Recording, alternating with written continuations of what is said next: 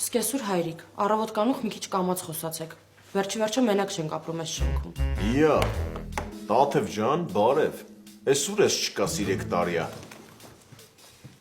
Բա միջև էդ ինչի ձեն չէիր հանում։ Թե տունը առակ նոր արդեն մտածում ես, որ հարևանները կարան գան բողոքեն։ Ուշում եմ տոնը փոխի։ Ճիշտ ասում։ Հարևանները որ եկան բողոքելու, ես ու Տաթևն ենք ձեր փոխարեն պատասխան տալու։ Արշան, քեզ խնդրում եմ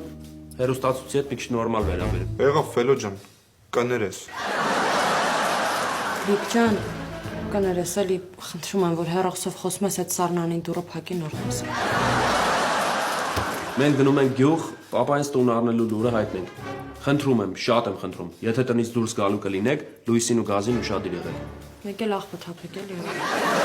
Աղբը, հա? Աղբը։ Էս տունը առել եք, մեզ է դրել եք տանվորի տեղ, հա? Էս 2 օր տենց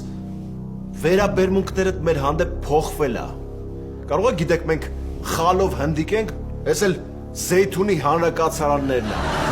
Ջուրը խնայողաբար օգտագործեք, եղունգները կուխնյայում մի կտրեք, ոտերդ մի դրեք սեղանին, խազում եք, ծամոնը սեղանի տակ մի կպցրեք, նասկիները մի գցեք զալում, հետո